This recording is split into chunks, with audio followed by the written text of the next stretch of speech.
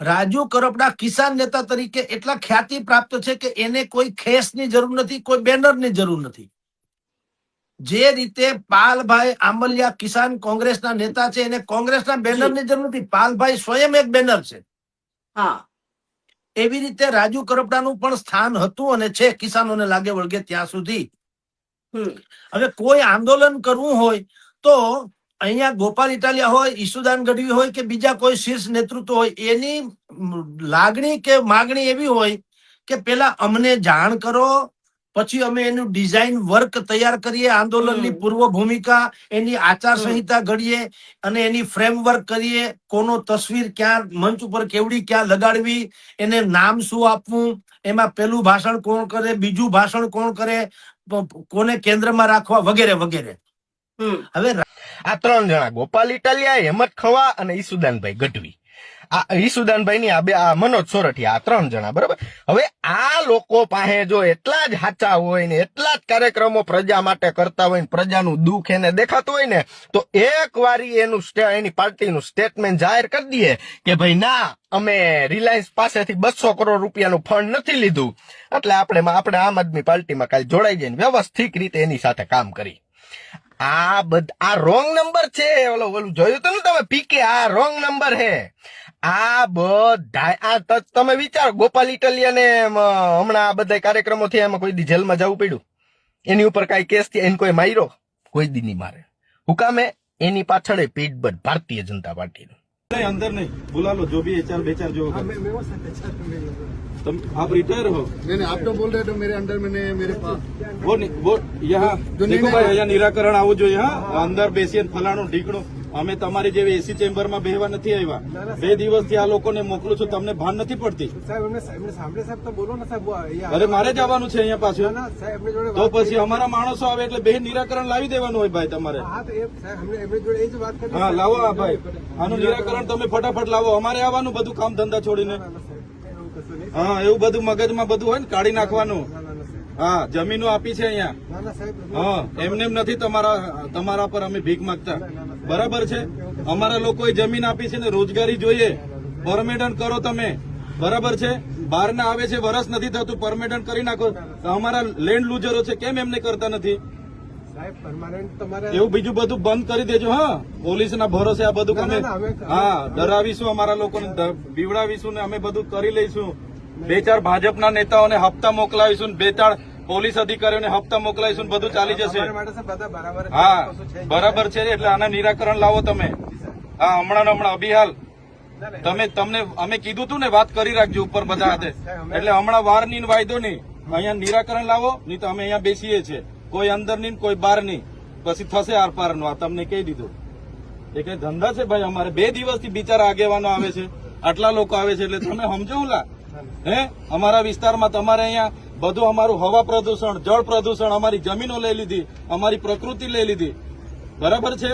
ને અમારા લોકોને રોજગારી આપવામાં જાણે કે બહુ મોટો ઉપકાર કરતા હોય એવી ભાષા વાપરો તમે. હા, એ 27માં અમારો મુખ્યમંત્રી બને તો કોઈ બી સમાજના હોય, કોઈ પટેલ સમાજ હોય, બીજો કોઈ પણ સમાજ હોય, તો દરેક સમાજ તો ઈચ્છતો જ હોય કે ભાઈ અમારા સમાજનો કોઈ મુખ્યમંત્રી બને. અમારો સમાજ પણ આટલો બધો બહુ બહોળો સમાજ છે આખા ગુજરાતમાં, તો અમારા બધાની ઈચ્છા હોય કે ભાઈ અમારા સમાજનો કોઈ સારો વ્યક્તિ આગેવાન મુખ્યમંત્રી બને. આમ આદમી પાર્ટી, કોંગ્રેસ કે ભાજપ ત્રણે આપણે ટિકિટ ઉપર કરે તો કઈ પાર્ટીમાંથી લડવા તૈયાર? મારો લડવાનો જો કોઈ ઈરાદો નથી, પણ મારે તો દરેક પાર્ટી જોડે બહુ સારા સંબંધ છે, એટલે ભવિષ્યમાં બી કોઈ પાર્ટી જોડે જોડાવાનું થશે તો એ પછી નક્કી કરીશું અમે.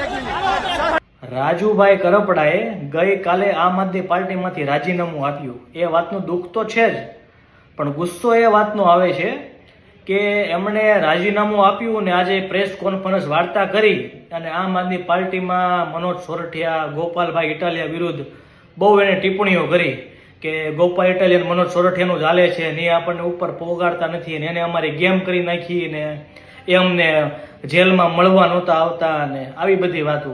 ભાઈ રાજુભાઈ, તમે ખુદ એક મોટા નેતા હતા, તમારે કોઈ નેતા મળવા આવવાની તમારી જરૂર જ ક્યાં હતી? તમે ખુદ એક ટોચ લેવલના નેતા હતા. અને રહી વાત એ કે રાજુભાઈ કરપડા જેવા અનેક લોકો આમ આદમી પાર્ટીને છોડીને ગયા ને, ફક્ત 2 જ જણા, ગોપાલ ઇટાલિયા ને મનોજ સોરઠિયાએ આમ કર્યું તેમ કર્યું, ફક્ત 2 જ ટાર્ગેટ, એક ગોપાલ ઇટાલિયા, બીજું મનોજ સોરઠિયા. કેમ ખબર છે? ગોપાલ ઇટાલિયન, મનોજ સોરઠિયા આમ આદમી પાર્ટીના 2 એવા મજબૂત યોદ્ધાઓ છે ને જે ભાજપની ચાલમાં આવવાવાળા લોકો નથી, જે માલ મિલકત કે ખોટું કરાવવાળા લોકો નથી, જે જનતા માટે અવાજ ઉઠાવવાળા લોકો છે. એટલે આ બેને તોડવા હાટું અને આમ આદમી પાર્ટીને તોડવા હાટું આ બધું ષડયંત્ર છે. લોકો અને પ્રજાઓ જાગી ગઈ છે, ખેડૂતો જાગી ગયા છે, બધું દેખાય છે. તમે એક વસ્તુ નોટિસ કરજો તમે દોસ્તો, રાજુભાઈ કરપડા જેલમાંથી છૂટ્યા ને ત્યારબાદ એને ગોપાલ ઇટાલિયા સાથે પ્રેસ કોન્ફરન્સ વાર્તા કરી. જો એ મળવા જ ન આવ્યો હોય તો ત્યારે એને કહી દેત ને ભાઈ તમે મળવા નથી આવ્યો, હું તમારાથી નારાજ છું, મને ખેડૂતોની પડી છે એટલે હું રાજીનામું આપું છું. પણ આ એક ગેમ છે. એને કાલે રાજીનામું આપ્યું, આજે એને પ્રેસ કોન્ફરન્સ વાર્તા કરી, ગોપાલ ઇટાલિયા અને મનોજ સોરઠિયાને ફક્ત ટાર્ગેટ કરવામાં આવ્યો અને એના વિરુદ્ધ એને પ્રેસ કોન્ફરન્સ વાર્તા કરી અને આજે તેના કેસની સુનાવણી હતી. તમે આ બધું જ જોવે છે. પ્રજા અને ખેડૂતો બહુ જાગૃત થઈ ગયા છે.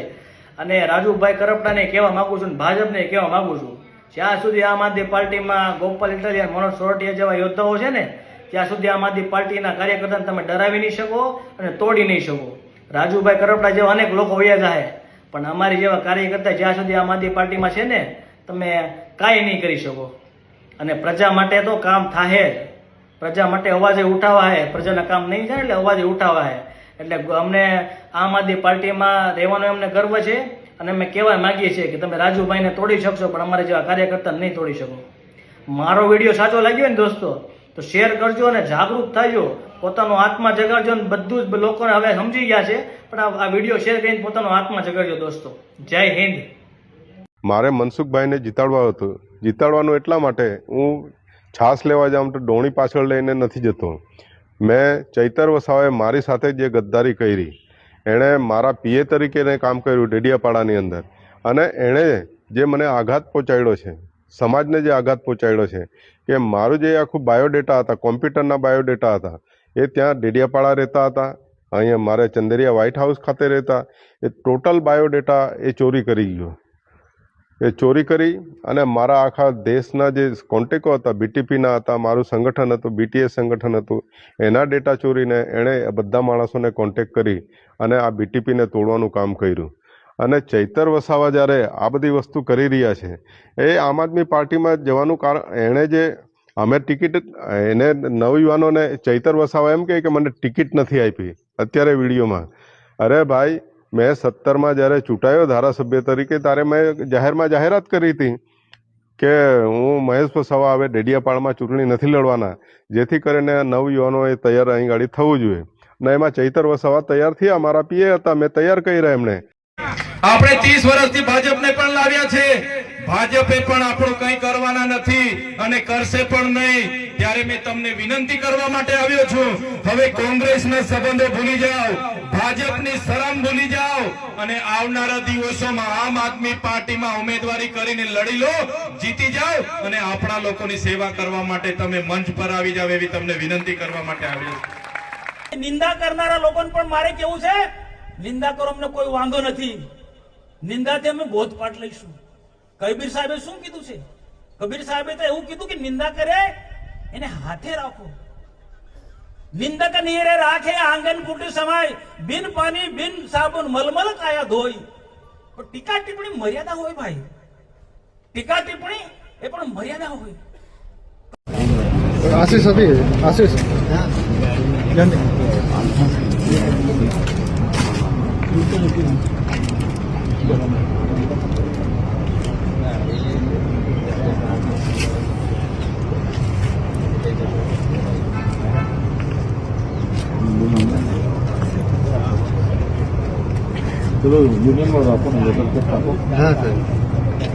કંપનીમાં કામ કરે છે એ કામદારોને અધિનિયમ 1947, અધિનિયમ 1948, ઇન્ડસ્ટ્રીયલ ડિસ્પ્યુટ ના જે પણ અધિનિયમો બન્યા છે, સેલરી બોનસનો અધિનિયમ 1965 અને લેબરનો કોન્ટ્રાક્ટનો અધિનિયમ 1970 અને વખતો વખતના ગુજરાત સરકારના શ્રમ નિયામકના પરિપત્ર ને આધીન મિનિમમ વેજીસ અધિનિયમ પ્રમાણે આ કામદારોને આ કંપની દ્વારા એમનો પગાર વધારો, એમની ગ્રેજ્યુઇટી, એમનું ઇન્ક્રીમેન્ટ, એમનું મેડિકલ અને એમને જે બીજા લાભો બોનસના મળવા જોઈએ, એમને ઓવરટાઈમનો 2 ગણો પગાર મળવો જોઈએ તે મળતો નથી. રજા પગાર પણ મળતો નથી, જેની માંગણીને લઈને આપણે અહીંયા બેઠા છે. 2011 થી આ કર્મચારીઓ આ કંપનીના પાયામાંથી આ કંપનીને આજે એટલી મોટી બનાવી છે. આ કંપની બીજો પ્લાન્ટ પણ બાજુમાં નાખી છે. ત્યારે 2011 થી કામ કરનારા કર્મચારીઓને આજ દિન સુધી આ કંપનીએ પગાર સ્લીપ પણ આપી નથી. આજ દિન સુધી પીએફ પણ કર્મચારીના તરફે કપાય છે અને કંપનીના તરફે કપાયું નથી. અને માત્ર ને માત્ર નર્મદા જિલ્લામાં દારૂબંધીના નામે ખુલ્લો દોર મૂકી દીધો છે. કાલીઓ, ભૂરીઓ, લાલીઓ, ભોલીઓ બધા કોણ છે ભાઈ? બંધ કરો એ બુટલેગરોને. 10 પેટીનું પરમિશન 5 લાખ રૂપિયા આપી દો, 20 પેટીનું પરમિશન મહિનાના 10 લાખ રૂપિયા ભરણ આપો. શું ચાલે છે? આ બધું બંધ કરી દેજો, નકલી દારૂ વાળો. અને એક દિવસે યાદ રાખજો, બંધ નહીં કરશો જનતા રેડ થશે અને તે દિવસે